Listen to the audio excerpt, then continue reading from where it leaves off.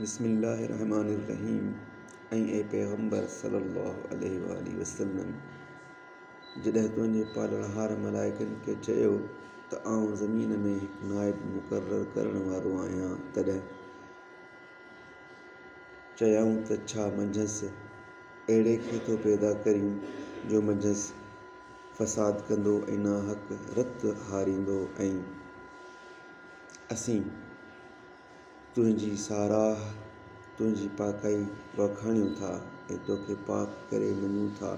फरमायईं त जेकी आउं ॼाणंदो आहियां सो तव्हां नथा ॼाणो। ऐं अल्लाह आदम खे सभिनी शयुनि जा नाला सेखारिया। वरी उहे शयूं मलाइकनि जे आॾो कयईं। पोइ फरमायईं त जेकॾहिं सचा आहियो त हिन जा नाला ॾसियोम। चयाऊं त तूं पाक आहीं, जेकी असांखे ॼाणायो अथई, तंहिंखां सवाइ असांखे ॿी का ख़बर न आहे। बेशक तूं ई ॼाणंदड़ हिकमत वारो आहीं। अल्लाह चयो त ए आदम, उन्हनि जा नाला खेनि ॾस। पोइ जॾहिं खेनि उन्हनि जा नाला ॾसियईं, तॾहिं अल्लाह चयो त अव्हांखे न चयो हुअमि छा त आउं आसमाननि ऐं ज़मीन जो कुझु ॼाणंदो आहियां, ऐं जेकी पधिरो करियो था ऐं जेको लिकायो था सो बि ॼाणंदो आहियां।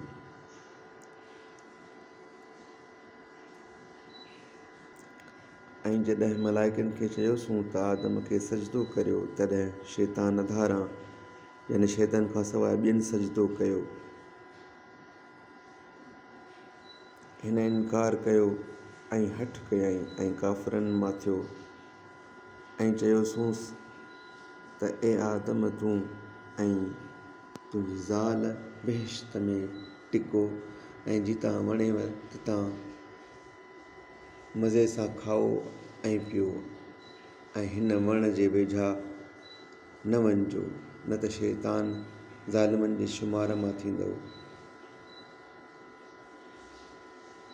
पोइ शैतान उतां उन्हनि खे थेड़ियो। पोइ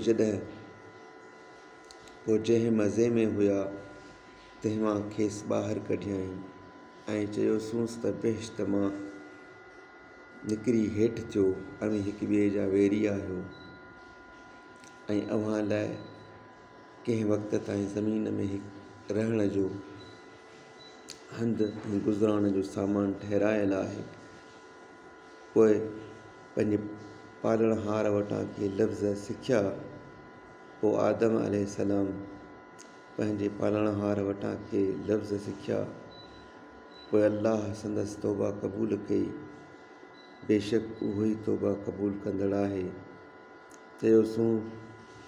चयोसूं त मुंझाएसि सभु लही हेठि वञो। ऐं पोइ जॾहिं मूं वटां अव्हां वटि के का हिदायत अचे, तॾहिं जेकी मुंहिंजी हिदायत ते हलंदा तिन खे को भउ कोन्हे, ऐं न कि उहे ग़मगीन रहंदा।